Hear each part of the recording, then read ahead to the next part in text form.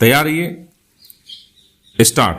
प्रत्युत्तर दाता ने एक ट्रैक्टर क्रय करने के लिए अपीलार्थी कंपनी से ऋण लेने के लिए दिनांक 24/10/2005 को एक करार किया। स्टॉप। करार की शर्तों का अनुपालन न होने के कारण पक्षों के बीच में विवाद उत्पन्न हुआ, जिसके निस्तारण के लिए करार खंड के अनुसार एक विवाचक यानी मध्यस्थ नियुक्त किया गया। स्टॉप।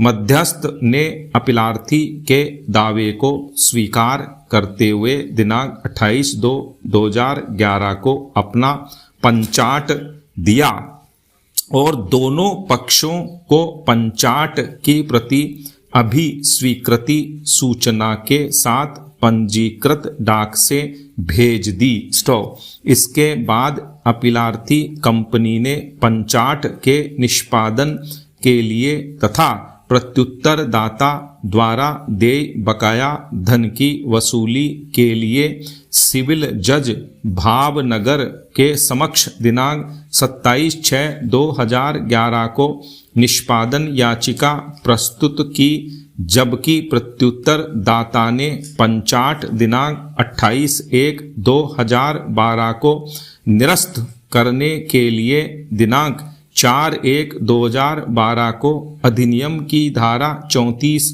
के अंतर्गत एक आवेदन प्रस्तुत किया और चूंकि इस आवेदन को 185 दिनों के विलंब से प्रस्तुत किया गया था, इसलिए प्रत्युत्तर दाता ने परिसीमा अधिनियम 1963 की धारा 5 के अंतर्गत विलंब क्षमा किए जाने हेतु एक प्रार्थना पत्र भी प्रस्तुत किया। स्टॉप। उच्च न्यायालय की विद्वान एकल पीठ ने धारा 5 के अंतर्गत आवेदन पर विलंब क्षमा करने से इनकार कर दिया। स्टॉप। इसके बाद प्रत्युत्तर दाता ने एकल पीठ के निर्णय को खंडपीठ के समक्ष चुनौती दी। स्टॉप। खंडपीठ ने आक्षेपित आदेश दिनांक 24/9/2012 के द्वारा एकल पीठ के निर्णय को निरस्त कर दिया और प्रत्युत्तर दाता के परिसीमा अधिनियम 1963 की धारा 5 के अंतर्गत आवेदन को अनुज्ञात करते हुए विलंब को क्षमा कर दिया। स्टॉप। अतः अपीलार्थी ने यह अपील प्रस्तुत की। स्टॉप।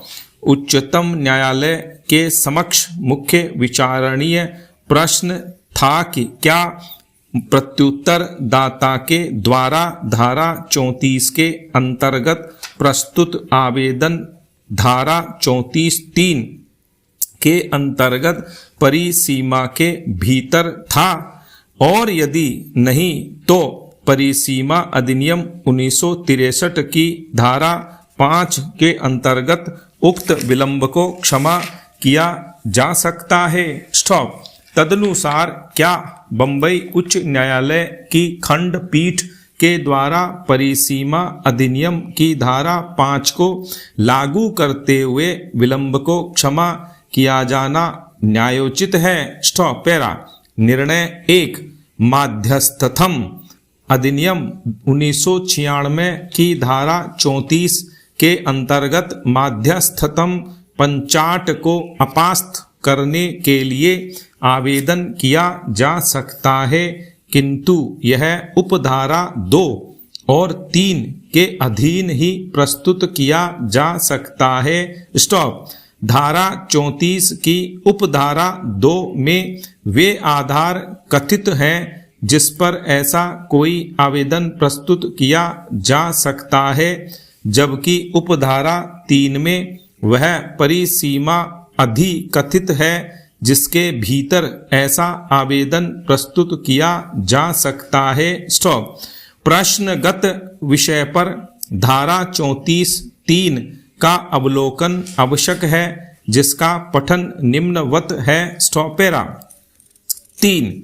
अपास्त करने के लिए कोई आवेदन उस तारीख से जिसको आवेदन करने वाले पक्षकार ने माध्यस्थतम पंचाट प्राप्त किया था, या यदि अनुरोध धारा 33 के अधीन किया गया है तो उस तारीख से जिसको माध्यस्थतम अधिकरण द्वारा अनुरोध का निपटारा किया गया था 3 मास के अवसान के पश्चात नहीं किया जाएगा। पैरा। परंतु यह कि जहां न्यायालय का यह समाधान हो जाता है कि आवेदक उक्त 3 मास की अवधि के भीतर आवेदन करने से पर्याप्त कारणों से निर्वारित किया गया था, तो वह 30 दिन की अतिरिक्त अवधि में आवेदन ग्रहण कर सकेगा, किंतु इसके पश्चात नहीं। स्टॉप। पैरा 2। भारत संघ बनाम पॉपुलर कंस्ट्रक्शन कंपनी 2001 8 SCC 470 के मामले में यही प्रश्न विचार के लिए आया था कि क्या माध्यस्थतम और सुलह अधिनियम 1996 की धारा 34 के अंतर्गत किसी पंचाट को चुनौती देने वाली किसी याचिका पर परिसीमा अधिनियम 1963 की धारा 5 का प्रावधान लागू होता है। स्टॉप। तब इस न्यायालय ने इस प्रश्न का नकारात्मक उत्तर देते हुए निम्न संप्रेक्षण व्यक्त किया था। स्टॉप।